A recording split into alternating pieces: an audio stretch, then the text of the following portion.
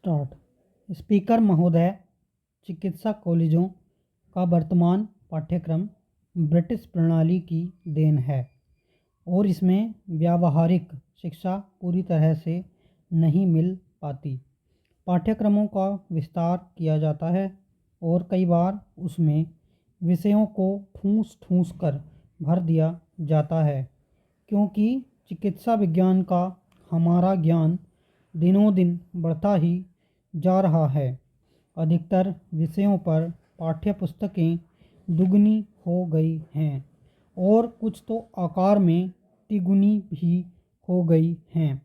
इस प्रकार अस्पताल में वार्ड के काम, रोगियों की देखभाल तथा सेवा पर ध्यान न देकर पाठ्यपुस्तकों की ओर ध्यान दिया जाता है, ताकि डिग्री प्राप्त करने और परीक्षा में उत्तीर्ण होने के लिए उस विषय का अध्ययन कर सकें। परंपरागत रूप से चिकित्सा शिक्षा के प्रारंभिक 1.5 वर्षों में बुनियादी विज्ञानों की शिक्षा दी जाती है। इस अवधि में छात्र को रोगियों से संपर्क करने का अवसर नहीं दिया जाता है, जबकि बाद में उसे उन्हीं रोगियों को समझना और उनका उपचार करना होता है। आयुर्विज्ञान कॉलेज में प्रवेश करने वाले नए छात्रों द्वारा शरीर रचना विज्ञान और शरीर क्रिया विज्ञान विभाग में शवों, कटे फटे अंगों, मेंढकों तथा कुत्तों के अंगों से भरे वातावरण में पढ़ाई की शुरुआत की जाती है। अभी तक चिकित्सा की पढ़ाई के जो परंपरागत तरीके अपनाए गए हैं और हमारे देश में जिनकी नकल की गई है, वे निरर्थक सिद्ध हुए हैं।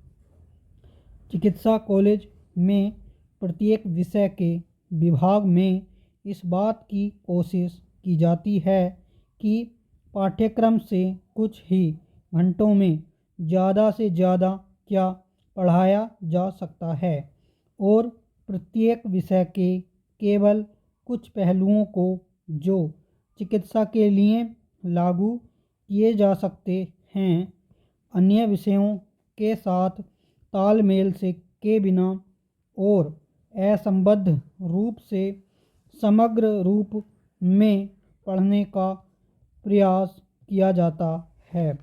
इसलिए हमारी वर्तमान चिकित्सा शिक्षा प्रणाली में पाठ्यक्रम से पुराने तथा अनावश्यक विषयों के काफ़ी भागों को काटने छाँटने की आवश्यकता है। समस्या यह है कि पाठ्यक्रमों के स्तर में गिरावट लाए बिना वैज्ञानिक विषयों की सभी बातों की शिक्षा देकर और अधिक संख्या में चिकित्सक तैयार करने की मांग को पूरा किया जा सके। इस उद्देश्य को प्राप्त करने के लिए पाठ्यक्रमों की न केवल गुणवत्ता और विषय की आलोचनात्मक रूप से जांच करने की आवश्यकता है, बल्कि सैद्धांतिक, चिकित्सीय और प्रयोगशाला के शिक्षण के तरीकों में परिवर्तन की आवश्यकता है। बहनों और भाइयों, हम सब जानते हैं कि आज की सबसे बड़ी आवश्यकता यह है कि विकास की गति बढ़ाई जाए, क्योंकि आज हमें जिन समस्याओं का सामना करना पड़ रहा है और जिनकी इस सदन में भी कई बार चर्चा की गई है, जैसे बेरोजगारी, अल्प रोजगार, उद्योगों की अप्रयुक्त क्षमता, पिछड़े क्षेत्रों और जनता के पिछड़े वर्गों की दशा सुधारना, उनका एकमात्र हल यही है।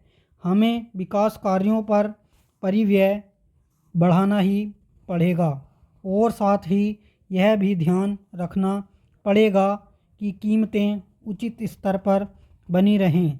प्रस्तावित योजना की एक बहुत बड़ी विशेषता यह है कि इसमें स्थिरता के साथ विकास करने की बात कही गई है।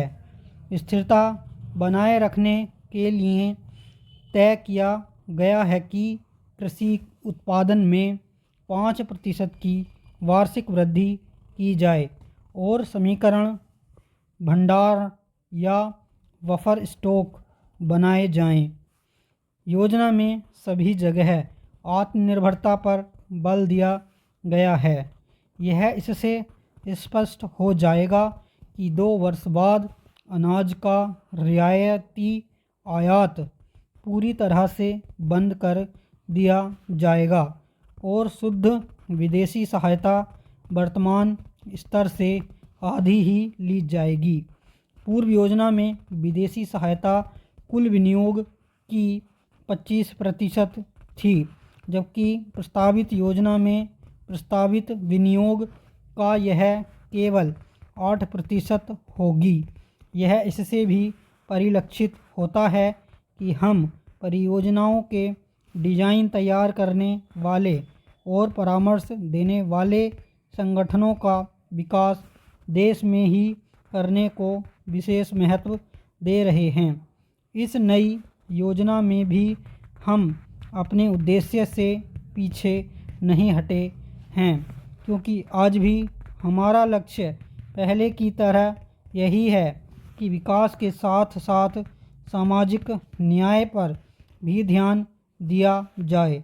इसे तेज़ी से विकास करके ही पूरा किया जा सकता है, क्योंकि जब तक योजना में निर्धारित लक्ष्यों के हिसाब से विकास नहीं होगा, तब तक न तो गरीबी दूर करने की दिशा में और न ही सामाजिक न्याय की दिशा में आगे बढ़ा जा सकेगा। सामाजिक न्याय के लिए पहली आवश्यकता स्वभावतः यह है कि जनता के गरीब वर्गों में आवश्यक वस्तुओं की खपत बढ़े, और ऐसा तभी हो सकता है जब अनाज, कपड़ा और अन्य आवश्यक वस्तुएं अधिक मात्रा में उपलब्ध हों। योजना में ऐसा ही करने का विचार है। शिक्षा, स्वास्थ्य और समाज सेवाओं पर होने वाले सरकारी खर्च में वृद्धि की गई है।